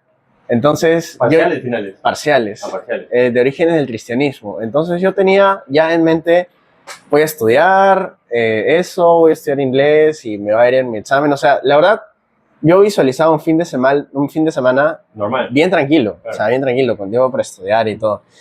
Y ya, pues, pero recordando el peligro que pasó Gerald y que este negocio este trabajo ha sido responsabilidad de los dos, es como, ya, hay que ir sí o sí, entonces me animé. Primero, la estrategia que utilizamos fue aclimatarnos haciendo un viaje escalonado. Es decir, de Lima salimos para Santa Rosa de Quibes. ¿Ya? Nos quedamos una noche. Al día siguiente llegamos a Canta. Vale. Nos quedamos una noche también. A 3.000 el cuerpo metros. También. Claro, primero a Santa Rosa de Quibes 800 metros, Canta 2.500 metros. Y ahí como que yo ya estaba sintiendo un poco la pegada porque sentía mis pies helados. Felizmente, Gerald me enseñó dos trucos contra el frío. Bueno. Uno que comer mantequilla, pan con mantequilla, te calienta el cuerpo. Y bueno, si tu zapatilla está mojada, tienes que meterle papel higiénico, porque eso te calienta y como que lo seca. Claro. Entonces, la verdad, me ayudó un montón, me ayudó a sobrepasar la noche. También vendían un agua de muña, un matecito bien caliente, lo abrazas. Que en realidad nos lo vendieron en botella y ya eso lo puse entre mis pies, entonces sobrevivimos muy tranquilamente. Después llegó el reto, o sea, nosotros hasta ese entonces estábamos paseando, platicando, conversando, pero ya sabíamos que al día siguiente iba a ser lo que en verdad nos iba a poner a prueba, porque, a ver, ya sabíamos que íbamos a pasar de una altura a otra y, por ejemplo, durante el camino, como estaba haciendo frío, yo estaba con doble pantalón. Estaba con mi pantalón de pijama, estaba con mi jean. Y sí, y eso me di cuenta de que no es muy bueno también porque como que te aprieta el cuerpo y más bien si estás pasando por altura, me imagino que el cuerpo quiere sentirse como más ligero. Entonces, como estaba ahí medio apretado, como que me dieron náuseas también. Wow. Es verdad que se hace un poco más complicado respirar, porque ya después cuando llegamos y estábamos escalando la torre, por ejemplo, es algo mínimo, la verdad, es como subir de un piso a otro simplemente, pero Cansado. ponte, llegas arriba, llegas del primer piso al segundo piso y sientes un lapso de 5 o 10 segundos que te falta el aire. Wow. Así que el aire no entra a tu organismo, pero pasan 10 segundos y después ya como que baja, baja, baja y se distribuye y Wow. ahí ya normal. Cuando es un esfuerzo físico, así. Entonces, así fue cuando llegamos. La verdad no tuvimos mayor problema cuando nos estuvimos movilizando por la zona porque estábamos abrigados, en movimiento, conversando. Al día siguiente iniciamos el trabajo. Sin embargo, el gran problema fue la noche. Porque, como escucharon anteriormente, Gerald pasó 2 noches y ya en la tercera ya no iba a aguantar. Claro. Entonces, esta vez debíamos llegar como más preparados, con una estrategia Ropa térmica, distinta. tal vez algo que abrigue más. Fuimos con ropa normal. Vale. Con ropa normal, pero estuvimos buscando alguna casa de adobe, la cual no encontramos. Con calefacción o un lugar también. Estuvimos buscando lugares con calefacción. Y me acuerdo que nos habíamos... O sea, ya era de noche y Gerald dijo, pucha, compañero, he intentado agarrar sueño en la tarde y no he podido. Yo creo que acá tampoco voy a poder dormir, en el hotel donde nos habíamos quedado. Vamos a caminar, vamos a buscar un hotel de adobe, una casa de adobe o algo con calefacción. Entonces salimos y ahora nos tomamos un caldito, después comenzamos a caminar. Encontramos un hotel de adobe, pero estaba abandonado. Estaba abandonado, al parecer no, era un negocio al que no le daban mantenimiento, no lo modernizaban y ese que hubiera sido el lugar ideal para el hombre del tiempo no estaba disponible. Incluso estábamos bromeando de que si habían fantasmas, por qué se habrá ido la gente, porque estaba abandonado, literal. O sea, no, ustedes podían quedarse ahí, pero estaba abandonado. Estaba cerrado, pero abandonado. O sea, igual se podía entrar. No se podía entrar. Ah, ya estaba. Ah, ok. Estaba así. Ok. Entonces comenzamos a caminar todo el perímetro buscando un hotel, caminando y no encontramos nada. Digamos, el hotel más cómodo que llegamos a encontrar ya tenía, más cómodo hablando de comodidad, ya tenía todas las habitaciones llenas. Entonces no nos pudimos quedar ahí. Y ya nos habíamos rendido, la verdad, porque la misión ahí era encontrar un lugar caliente Claro, para pues poder sí. dormir. No. Y ya nos habíamos rendido, entonces Claro. dijimos, ya hay que regresar. Y en eso hago el último esfuerzo cuando entramos al hotel donde nos habíamos quedado hospedados. Después de haber preguntado en todos lados, le digo, señorita, ¿no tendrá algo para calentar la habitación? Me dice, sí, joven, tengo calefacción. Ah, tenía calefacción. Y todo el tiempo la calefacción estaba en el hotel donde nos habíamos hospedado. O sea, nos habíamos dado un vueltón buscando Ay, no. y prácticamente en vano, pero bueno, a veces cuando dices por si acaso, Preguntar. funciona también. No, O sea, sí, a veces el definitivamente. por si acaso funciona. Y bueno, llegó la noche en la que teníamos que dormir y bueno, instalamos la calefacción en cada cuarto, estuvimos platicando Gerald y yo en su habitación un rato hasta que se calentó, porque eso demora un momento en calentar. Calentó mi habitación y como que ya nos separamos. Felices. Entonces, todavía no felices. Porque Gerald se había quedado dormido en la silla que estaba muy cerca a la calefacción y yo creo que capaz le hubiese convenido quedarse dormido ahí, porque cuando yo me fui a mi cuarto y él se acostó en la cama, o sea, estábamos en habitaciones diferentes, primero estaba en la silla, él se acostó en la cama, yo me fui a mi cuarto y otra vez empezó la pesadilla, porque un problema que tenía la habitación de Gerald era que daba justo para la ventana y de ahí nos dimos cuenta de que eso no ayuda, pues en la ventana se pasa el frío muy fácilmente. Sí, pues. Entonces, bueno, según el testimonio de Gerald, que no pudo dormir, que también estaba con frío, Uy. por nada lograba dormir, ya sentía otra vez el frío en las manos, en los pies. No. Mientras tanto, bueno, Gerald dice que no había podido dormir, ¿no? Y mientras tanto yo estaba en mi cuarto. Feliz. O sea, como yo ya había dejado a Gerald ahí yo pensé que él ya estaba tranquilo. Yo decía, pucha máquina, yo lo dejo a Yeral ahí y él se duerme primero, ahora yo me las tengo que arreglar como duermo. O sea, y como para que te hagas una idea, es un clima para nada cómodo, entonces realmente es una misión realmente complicada. Pucha máquina, ahora cómo duermo. Entonces, bueno, yo había salido sin gorro cuando estuvimos caminando, ¿Vale? y me dio aire en la cabeza, entonces Sentías como un frío. una contractura sentía una contractura. Los músculos. Sí, me estaba no, doliendo. wow. Y encima la cama, la almohada donde estábamos era dura y eso no ayudaba para nada. Uy. Entonces era la incomodidad de la almohada. De ahí habían 4 frazadas de tigre que estaban encima de mí. Pesaban, me estaban apretando. No sentía que abrigaba. Lo único bueno fue que el cuarto donde yo me quedé, me dieron un buen calefactor. O sea, ese sí era potente. Me habían dado otro que estaba malogrado. No, me dieron 2 malogrados. Ya el tercero que me dieron ya era bueno. era el bueno, era el firme. La tercera garantía. Entonces, ya, hacía calor, todo normal, pero me seguía doliendo el cuello. Entonces, no me quedó de otra que preguntarle a ChatGPT. ChatGPT me recomendó, si quieres puedes ponerte una sábana, si quieres puedes ponerte tu casaca. Entonces, yo tenía una casaca no tan gruesa, pero al menos sirvió. Entonces ya me la puse ahí y solucioné el primer problema.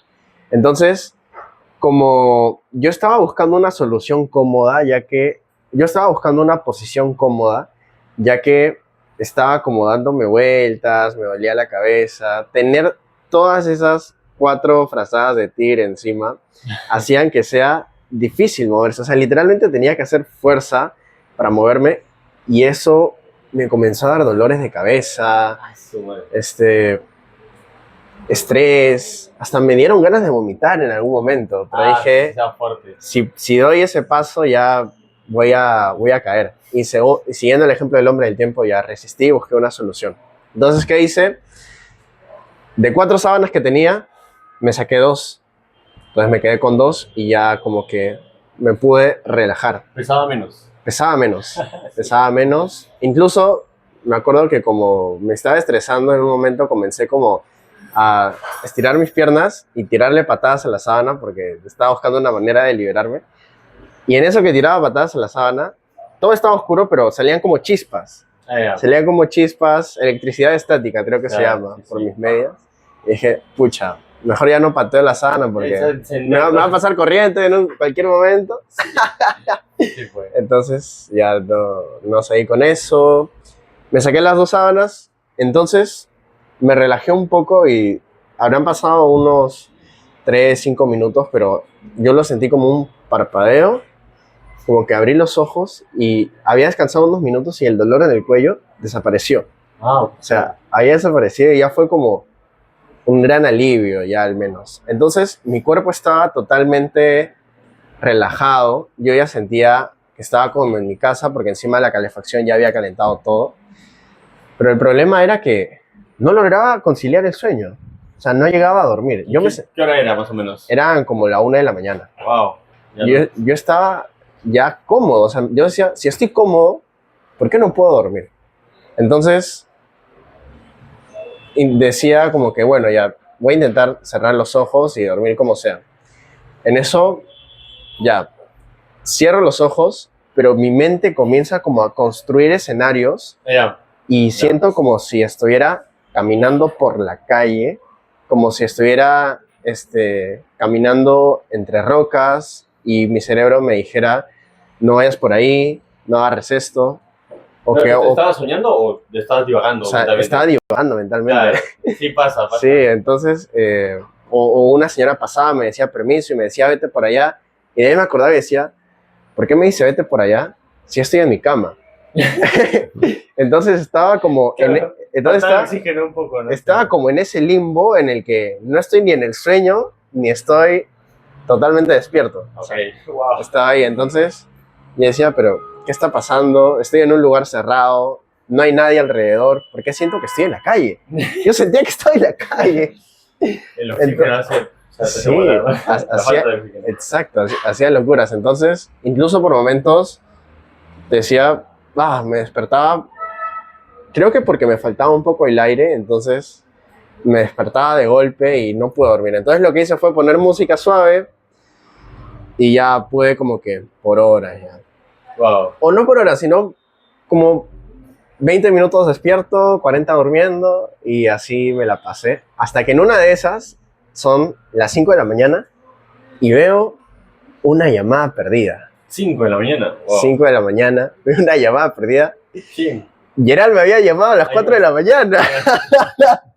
Es que, o sea, antes de dormir, nosotros nos habíamos dicho ya, Gerald, cualquier cosa que pase, nos avisábamos ya. Una llamadita, claro. Nos tocamos la puerta o nos llamamos.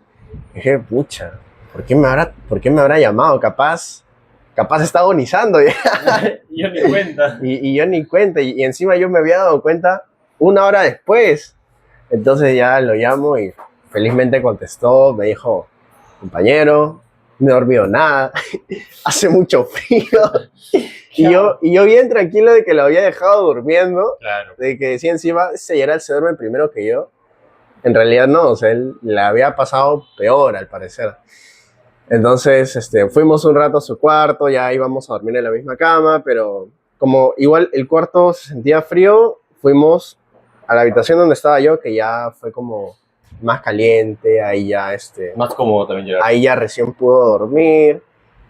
Yo no pude dormir después, porque en sí es difícil dormir en ese lugar.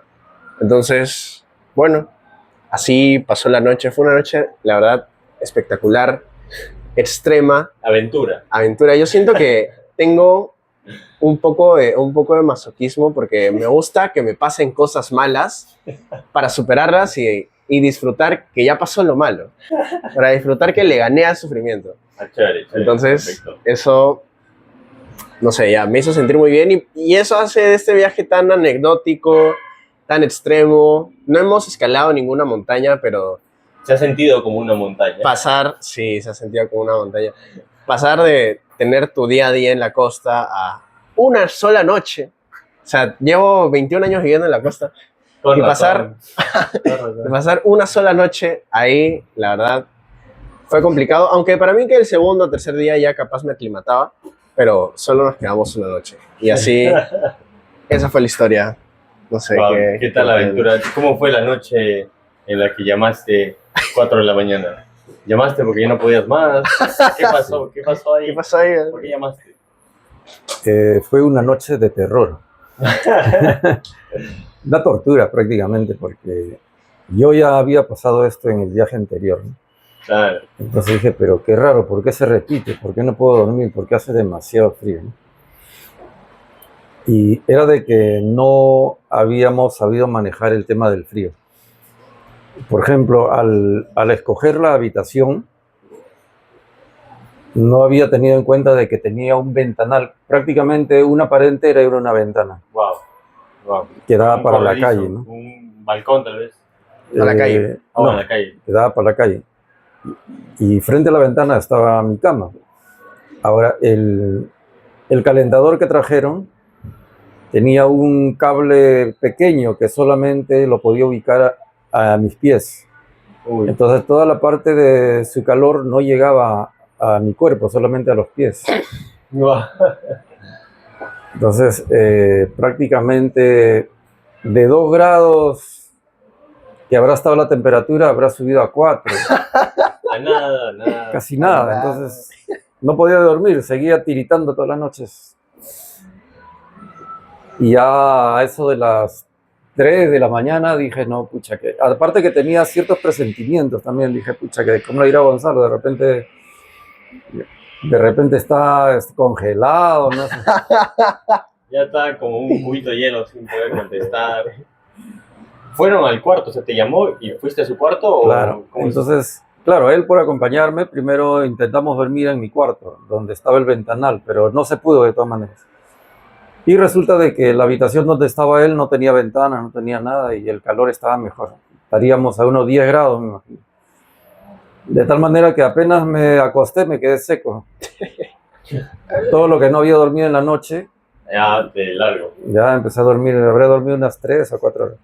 Al final, Gerald se benefició de mi fórmula mágica de usar 2 sábanas en lugar de 4. Buena fórmula. Me ha pasado también que abriga más, pesa más que abriga, eso es una vaina. Pero al final, imagínate qué hubiera pasado. O sea, nosotros habíamos dado la vuelta a todo el perímetro buscando calefacción. Tuvimos la suerte de que justo donde nos habíamos hospedado había... Pero te imaginas Que si no no había- hubiera, si no hubiera habido, bueno, o sea, sí. ese pequeño cambio en la historia, tal vez en este momento no estaríamos grabando el podcast, estaríamos regresando otra vez para allá. Porque iban a volver, ¿no? Entonces, Es que Dijeron- si nos enfermábamos, ya no podíamos terminar el trabajo, Claro, teníamos que dijeron. regresar urgente, al menos o sea, por emergencia. claro.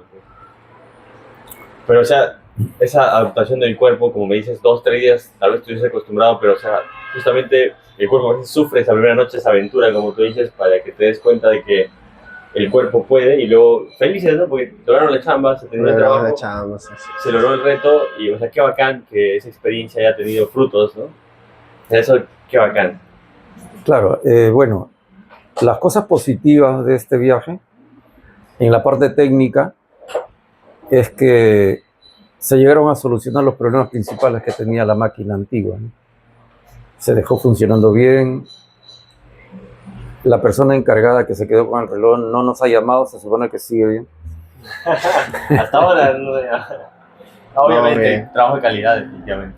Ahora, yo a mis 63 años he aprendido que a un lugar pasado los 4.000 metros de altura, sobre todo para mi edad, tiene que haber una calefacción o para dormir, solo para dormir para la noche que cae la temperatura, crear un ambiente abrigado, ya sea con leña, ya sea con lo que sea, Calefacción, claro. pero tiene que subir la temperatura. Aparte de eso, nos dimos el tiempo en el día de conocer el bosque de piedras, Sí. nos agarró la lluvia, todo chévere, o sea, en el día, cuando la temperatura no es tan baja, se puede sobrellevar, Se puede sobrevivir. se puede sobrevivir. Sí. Puede sobrevivir. El tema es en la noche. El día es en la noche. Y ahora, pues, sobre este tema que nos ha pasado, paro viendo historias de gente que se muere en el frío. Ah, Bueno, que quedó no fue el grabado en caso. tu No fue el memoria. caso. Y bueno, ya queda para otros trabajos similares, donde hemos restaurado relojes similares, pero la altura no ha sido tan alta. Hemos trabajado pues, a 3.000 metros, a 2.000 metros. Ahora hubo un reloj, por ejemplo, que lo trabajamos a orilla del mar, que sería a 20 metros sobre la orilla del mar, Ah, qué bueno, más tranquilo. Su En- zona, su zona. en Paita, Piura. Ah, Gerald, Pucha, que ahí uno está en el paraíso, que estás trabajando lo que te gusta en el clima que te encanta. y un clima que te encanta, todo es excelente. Pero, como digo yo, ¿no? Trabajar a 4.500 metros de altura es como si te estuvieran torturando Mientras estás trabajando. y a la vez estás trabajando. Algo que imagino que han sentido es que cuando respiras sientes que entra el helado, el frío, es jodido también, o sea, incomoda bastante. Claro, y aparte que en cualquier momento que te agarra la lluvia Sí. es helada. Sí, Basta que te mojes un poquito, sí. ya eso se convierte en hielo. y granizo también que a veces cae. Y También ¡pah! cae Duele, granizo. duele, ya. Sí. Felizmente utilizamos poncho, pero hombre del tiempo, me encantaría que puedas cerrar este capítulo contando ese episodio en el que me contaste que te bajaste, creo, en Titli o algo así, y que ese fue el verdadero momento en el que casi se nos va el hombre del tiempo. Wow, Y que en consecuencia también casi yo no nazco, porque eso fue antes de que nazca. wow. Ese episodio, creo, esa historia yo creo que ya cierra, Es 4.500, más o menos. más o menos. Y pues, wow, esa altura gigante. Si de por sí en el carro es un sufrimiento, imagínate ahí, pero bueno, ya, a ver. Bueno, ya- les cuento la anécdota de una manera reducida. A ver. Hace 15 años me contratan en La Oroya para poner un reloj monumental. Hace 15 años. Sí, hace 15 años. ¿No nacías todavía hace 15 Ah, años? no, Ah, no, perdón, más. Entonces, más, 25 Tienes será. 15 años. No, 25 será. 25 años. Espérate un poquito. Ya. La Oroya. La Oroya debe estar a más o menos 4.000 metros sobre el nivel del mar. Sí. Pero para llegar a la Oroya tienes que pasar por Ticlio. Y Ticlio sí está a algo de 5.000 metros sobre el nivel del mar. Ok. Entonces, ¿qué sucede? De que había un contrato de por medio. Yo tenía que llegar en una fecha determinada. Entonces, para ello yo salí con 2 días de anticipación para llegar a la Oroya con tranquilidad. Pero, ¿qué pasa? Antes de llegar a la Oroya y antes de llegar a Ticlio, hay un pueblo minero. Morococha. Creo que se llama Cazapalca, Morococha, no sé, no recuerdo bien, pero hay un pueblo minero. Y cuando estamos yendo con el auto rápido, entonces había una fila de carros que se habían detenido, que era de que había una huelga en ese pueblo minero. Del cerro estaban tirando unas piedras que no dejaban pasar a nadie. Uy, seguro. Sí pasa a veces. Entonces, como yo tenía un contrato, tenía que llegar a la Oroya, vi que la gente bajaba de los ómnibus, de los carros, y por un caminito se iban bordeando, ¿no? Para llegar al pueblo y de ahí hacer un transbordo.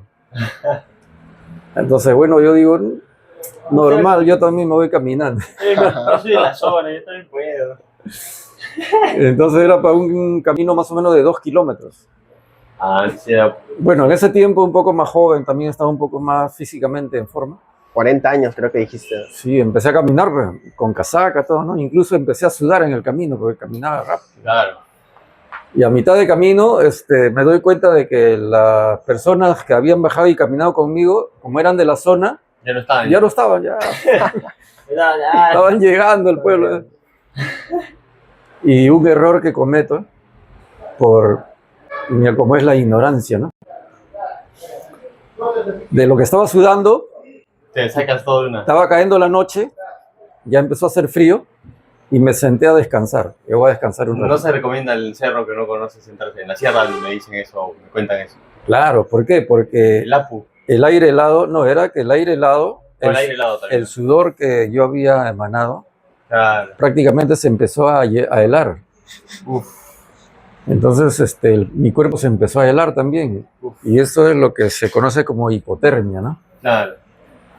Hipotermia es cuando la temperatura de tu cuerpo baja más de los grados en lo que vivimos, ¿no? Si vivimos nosotros en 37 grados y tu cuerpo baja a 36, ya es peligro muerte. Ya estás bajando ya bastante. Entonces, pucha, ¿qué pasa? Lo primero que sentí es, quería caminar y se me hacía difícil porque no podía respirar. Ya estaba con hipotermia. Uf. Entonces, ya había avanzado 1 kilómetro, me faltaba 1 kilómetro. Ya el pueblo se veía, las casitas, todo se veía. No había nadie para que me auxilie, entonces yo tengo que llegar. Y así empecé a caminar despacito, haciendo un esfuerzo sobrehumano. Y encima que para cortar camino yo tenía que... O sea, había 2 caminos. Uno que bordeaba, pero era muy largo. Y el otro camino era un cementerio, que tenía que pasar por la mitad del cementerio. Te ibas a quedar en el cementerio ahí hasta... Entonces dije, no, si voy por allá no llego, mejor el cementerio nomás. No, es tan fuerte. Y empecé a caminar, apoyándome en las cruces, en las tumbas, así como... ¿Pasaste por el centro del cementerio? Por el centro del cementerio, y ya estaba oscureciendo, ya serían 6:30 de la tarde. Agarrando las cruces. Con las justas ahí como esa película de thriller. Saliendo de la tumba. Wow. Habrán pensado que un muerto se había levantado y estaba caminando. Wow. Es que ya se me había ido toda la fuerza. Y decía, si me quedo acá, ya me quedo acá. Ya me quedo para siempre. Sí. Así que haciendo un esfuerzo sobrehumano, wow. Y había una subidita y ahí en la subidita estaba la carretera, ¿no?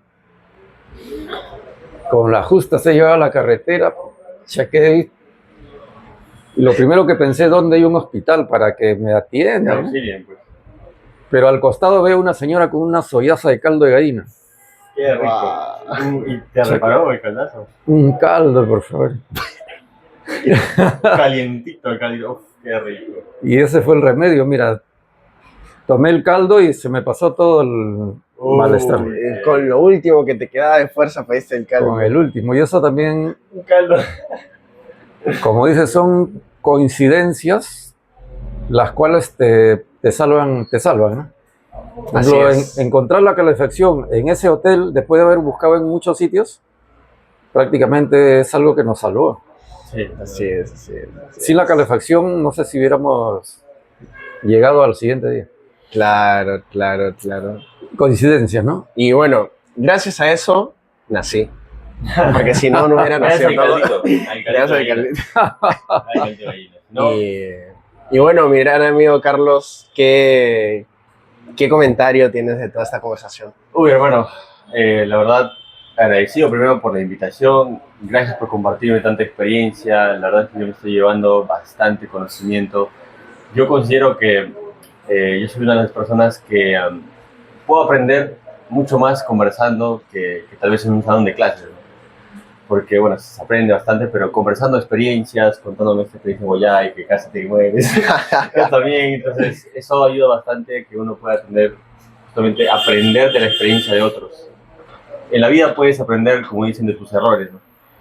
Pero es mucho más sabio, e incluso yo agradezco bastante que haya personas que se den el tiempo y que se den esta oportunidad para compartir experiencias. Yo aprendo de esas experiencias y ya si yo voy a tener que cruzar en un momento, me acuerdo de llegar, no, tengo que asegurar un caldito primero. Un caldito y ya luego puedo caminar. O si no, voy acompañado, ¿no? O sea, bacán. O si voy a Guayay también, tengo amigos que quieren viajar a veces de intercambio, cualquier amigo. Mira, tú no estás acostumbrado a la altura, tienes que ir con 1, 2, 3, 4. O si no, oye, yo tengo un amigo que vamos a tal lugar porque es una relojería muy chévere. Yo tengo un amigo que lo hizo, hay que conocerlo. O sea, qué bacán, ¿no? Conocer todas esas experiencias. Agradecido bastante y como dicen, esas coincidencias de la vida, yo, al menos de mi lado filósofo, yo creo que no existen las coincidencias, sino que todo es causalidad. O sea, todo pasa por algo. Hay una causa y un efecto. Como el reloj, ¿no? Una pieza mueve la otra, la otra, la otra, la otra y al final llega.